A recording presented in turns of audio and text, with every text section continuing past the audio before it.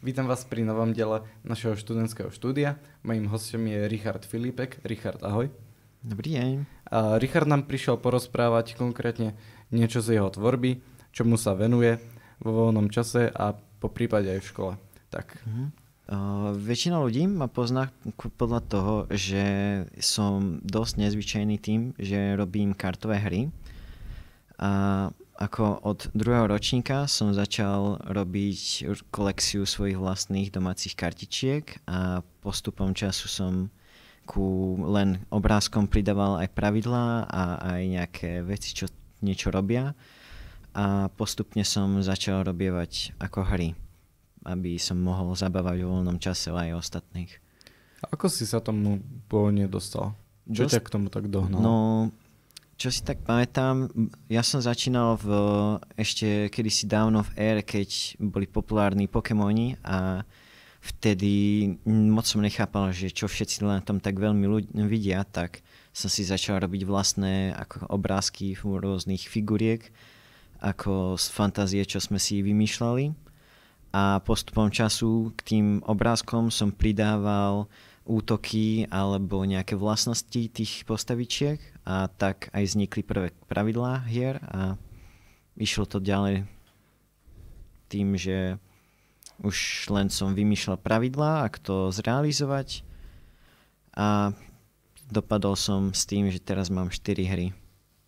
Koľko času ti to asi tak zobralo? No, záleží podľa toho, že ktorá hra, lebo každá kartová hra, čo som zatiaľ urobil, tak má ako keby iný typ kariet a má takisto aj úplne iné pravidlá, iný systém. Sice dve z tých kartových hier majú ako podobné postavy, čo nebol teda tak veľmi dlhý, netrvalo mi to tak dlho vymýšľať všetky tie postavičky a obrázky k tým kartám, ale zas no napríklad tá tretia kartová hra, čo sa mi najviac páči, alebo teraz som najviac spokojný s ňou, volá sa Esprizet a je to ako na prvý pohľad to vyzerá ako normálna matematická hra, lebo máte len životy, máte 12 životov a cieľom hry je nejakým spôsobom dať superové životy na nulu. Buď to je útočením, čo každá postava začína s 3 kartami. Napríklad úplne prvá karta, ktorá kedy bola, tak bol aj hlavná postava tej knihy, čo píšem o tomto. Volá sa Magnius. Tá postava, no alebo teda presnejšie, každá postava má 3 karty, má útok, špecialitku, efekt a cieľom hry je napríklad používať útok a keď použijete útok, hodíte kockou, koľko kockov hodíte, tak toľko berte superový srdiečok. A to je ako keby najhlavnejšia cesta, ako poraziť superov. Ale dá sa aj rôznymi inými efektami, napríklad niektoré postavy majú špecialitky a špecialitka je ako keby unikátna vlastnosť tej danej postavy a tá postava napríklad lukostrelec alebo jeho menom William Kyra, tak má špecialitku, že ak hodíte 6, tak uberete nejakému hráčovi 7 srdiečok. A napríklad aj tak sa dá urýchliť hra. Ako si sa vlastne od takejto práce dostal vlastne na túto školu? Človek by povedal na prvý pohľad, že by som ťa typoval skôr na takú umeleckú podľa toho, čo si nám tu zatiaľ ukázal. Takže ako si sa dostal na túto školu? Prvý nápad bol v tom, že som sa snažil naprogramovať alebo teda nejakým spôsobom umožniť tú hru do digitálnej verzie, aby to bolo ľahšie sa hrať a aby sa tie karty až tak veľmi neopotrebovávali. Ale tak, jak som prišiel, som zistil, že to není až také jednoduché. Ale to ma tak či tak nezastaví ako v pokúšaní sa dosiahnuť toho. Viaže sa k týmto hrám aj nejaký príbeh? Píšeš o tom aj nejakú knihu alebo nejaký scenár? Má to nejaké pozadie? Hej, áno. Tá hra, čo som teraz ukázal, Esprizet, je ako keby aj tá moja obľúbenejšia hra, čo som zatiaľ urobil z toho dôvodu, že to má, píšem k tomu knihu a celý ten príbeh je písaný formou fantasy, Lenže na prvý pohľad je to len obyčajná kniha, kde sú kúzla a magické veci. Ale v realite, keď si to tak prečítate a pozriete sa na to zhlbšie, tak za každou tou magickou vecou alebo vlastnosťou tej postavy je nejaké ponaučenie alebo nejaká metafora pre problémy dnešného života a tohto sveta. Ako dokopy tých postav hlavných je 22, čistou náhodou takisto ako tartových kariet, to sú karty, ktoré sú používané na veštenie. A každá tá postava má nejaký príbeh za sebou, nejaký dôvod, prečo je tam v tej knihe. A počas knihy sa menej dozvedáme o tom, že čo sa deje v realite, ako v prítomnosti, než v tom, čo je ako minulosť tej postavy. Lebo celý príbeh je v podstate o tom, ako sa tie postavy dostali do tých situácií, akých sa nachádzajú teraz a prečo. A v podstate odtiaľ plyne ponaučenie z toho, že keď si to ten čitateľ má prečítať na konci, tak si má uvedomiť, že ak takú nejakú chybu niekedy urobil alebo žije podobný život ako tá daná postava, takže by sa mal nad sebou zamyslieť a niečo urobiť so svojím životom. Odkiaľ vlastne na toto všetko berieš námet? Čo ťa inšpiruje?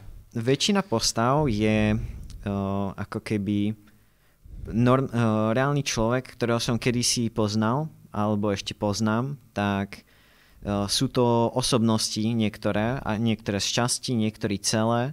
Sú to osobnosti ľudí, čo som kedy za celý môj život zatiaľ ako spoznal. A preto ja mám nejakou záhadou magnet na sebe na nie najlepších ľudí okolo seba. A veľa postav, čo tam je, tak naozaj ukazuje chyby tých ľudí, čo urobili zle a čo si podľa mňa myslím, že keby mohli reálne sa pozrieť na to a uvedomiť, že by niečo hádam zmenili. Takže to má aj také morálne ponaučenie. Áno, väčšina postav má ako je to príbeh o pár kamarátov, ktorí sa proti sebe otočili a ako na človeka vlastne vplýva láska, že to je teoreticky koniec ľudstva, lebo láska je to, čo nás motivuje, zmysel našich životov niektorých ľudí, alebo teda aspoň väčšiny. A sú tam aj námety na to, že vlastne každý človek alebo každá jedna vec na tomto svete získava nejakú výhodu z neúspechov ostatných. Že každý je lepší, čím viac sú ostatní okolo neho horší. A to sa týka stále tejto jednej hry, alebo tí ďalšie majú nejaký odlišný príbeh? Prvá hra, čo som kedy urobil, to som začal v 2. ročníku, tak tá nemá za sebou až tak veľký príbeh. To bolo väčšinu času len náhodné kresby a postavy, lenže potom už druhá hra, čo som začal možno v 6. ročníku robiť, aj s pár spolužiakmi v tej dobe som spolupracoval. Oni mi dávali pár námetov na tie postavy, tak vtedy vznikla prvá hra, čo už bola viac ako keby taká oficiálna. Volala sa Exeron a Exeron bola jednoduchá hra s skoro žiadnym príbehom. Podobalo sa to na niečo spojené s Dungeons and Dragons a Monopoly. A bolo to tiež v téme takých starovekých bojov s mágiou a rytieri, kúzelníci, lukostrelci a dráci, démoni a také veci. A Exeron je ako keby minulosť toho príbehu aj celého Esprisetu, lebo to, čo sa stalo alebo teda tá hra Exeron je história Esprisetu. Ten dôvod, prečo tie karty bojujú vlastne medzi sebou. Čo skrýva táto kniha? V tej knihe mám veľa ako napríklad náčrtov rôznych charakterov z knihy, ale aj rôznych komiksov z každodenného života, čo robievam. lebo raz za čas sa podarí, že sa stane nejaká vtipná vec a ja to napríklad potom nakreslím do komiksov, čo pravidelne, alebo teda posielal som na Instagram. Toto sú napríklad náčrty niektorých obrázkov a postav z tej knihy. Tam dole ten s tekvicovou hlavou, to je postava, ktorá sa volá Neptune Brium a Neptún je ako keby hlavný záporák v celej knihe. Sice ho stretnete len úplne na konci, ale je to postava, ktorá na prvý pohľad nevyzerá byť seriózne, ale za sebou skrýva veľce dlhé ponaučenie a slova, ktoré naozaj niekedy aj ľuďom dokážu dať mráz po chrbte. Aj to jeho meno má nejaký zvláštny význam? No, každá postava má nejaké meno, ako Neptún, alebo Neus, alebo Ray, ale čo je zásadnejšie, alebo čo ako keby môže prezrádzať o tých postavách svoje vlastnosti, sú ich priezviska. Lebo každé priezvisko je, no, našiel som kedysi, to není moja tvorba tých slov, ale na Pintereste som našiel niečo, čo sa volá, že Elven Words. Z toho, čo som pochopil, sú to ako keby slova po elfsky a veľmi sa mi zapáčilo, že sú to vlastne slova pre význam nejakých činností, nejakých vecí, prečo slovenčina a podobné jazyky nemajú naozajstný názov. Napríklad Galino Rael je ľadové srdce, alebo Venal je človek, ktorý chce len peniaze. Takže to skrýva tiež za sebou nejaký ten príbeh. A v tomto? To je moja 4. hra, čo má byť ako keby, dá sa povedať, že pokračovanie Esprisetu, ale neuvidelo to taký veľký úspech z toho dôvodu, že je to viac dlhavejšia vec. Je to nielen na dlhšie, ale aj niektoré pravidlá ešte nie sú moc veľmi vyvinuté. A je to ako keby, že po tom, čo sa svet Esprisete zničí, tak všetky tie veci a rôzne zbrane, mágia a tie veci sa ako keby rozprchnú do chaosu. A odtiaľ vznikol aj názov tejto 4. hry, čo sa volá Karty chaosu. Uh-huh. A to je tvoja posledná hra? Posledná. A na čom pracuješ momentálne? Momentálne píšem tú knihu, ale najradšej, keby som ešte mohol, tak by som viac dal času do Esprisetu, lebo ešte ako hrateľné karty mi chýbajú 2 postavy a dosť veľa ľudí chcelo už hrať za ne. Už keď si spomínal, že viacerí ľudia to hrali, koľko už asi typuješ približne, koľko to mohlo hrať? Možno tak okolo 20, ale na základke sme mali ako keby takú menšiu skupinu ľudí, a my sme ako keby robili tzv. Turnamenty v tom, že keď išiel niekto 1v1 proti niekomu, tak za to, jak rýchlo porazil supera, tak získal nejaké body. A na konci mesiaca, kto získal najviac bodov, tak získal napríklad svoju vlastnú hrateľnú postavu a tak. A tak som si celkom aj urobil pár väčších kamarátstiev. Aj tuto teraz po škole skoro každý deň hrávame. Chodíme do klubovne na Intráku a tam si väčšinu času zoberieme Espriset a hráme tam proti sebe. Vlastne ty sa po skončení tejto školy, ak tomu rozumiem správne, chystáš si mi aj nejako verejne na trh? Snažíš sa nejako možno to ponúknuť? Moja predstava bola taká, že hej, ale skôr to vidím tak, že Espriset a karty, všetky ostatné okolo toho skorej ako zaniknú a len tá kniha bude taká, čo naozaj bude vidieť svetlo. A nebola by to škoda?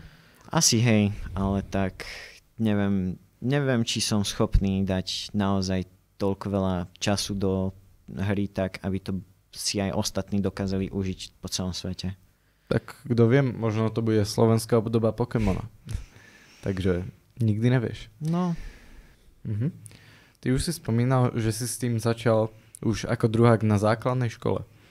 Vlastne, čo ťa k tomu viedlo? Aký máš životný príbeh? No, ja som nikdy nebol ako keby tak moc obľúbený medzi ľuďmi, alebo teda v tej dobe, aj teraz medzi deťmi. Skorej ja som býval ten, čo sedel na kraji a ten, ku ktorému síce ľudia išli, keď niečo potrebovali, ale tak dosť dlho som býval aj sám. A to mi dalo ako keby veľa času rozmýšľať nad týmito rôznymi príbehmi a všetkými tými postavami. A takisto aj dosť dlho času som bol ako keby, keď už som bol v nejakej skupine ľudí, býval som ako dosť dlho tretie koleso, takže som videl dosť veľa ako keby vzťahov a od toho vznikli tie problémy, že mi to začalo liesť, keď som sa len mal pozerať na ľudí, ako stále sa nevedia ponaučiť zo svojich chýb a stále robia tie isté blbosti. Tak som sa rozhodol, že chcem napísať tú knihu, aby som mohol otvoriť ostatným oči po prípade. A vlastne, ty spomínaš, že stále niečo tvoríš. Dokážeš ešte popri tom vnímať nejakú tú realitu okolo seba? No, snažím sa, ako dá sa, lebo neberiem to už v tejto dobe tak veľmi seriózne, tú hru. Keď mám čas, napríklad naposledy, čo som pridal niečo nové do Esprisetu, bolo cez Vianočné prázdniny, takže vtedy tam bolo kopec času, ale teraz väčšinu svojho voľného času venujem buď škole, alebo keď tak som už niekde von, len tak sa prechádzam, alebo snažím sa si užívať život. Našťastie. Richard, ďakujem, že si prišiel. Ja ďakujem. A vám, milí diváci, ďakujem, že ste to dneska sledovali a teším sa na vás na budúce. Ahojte.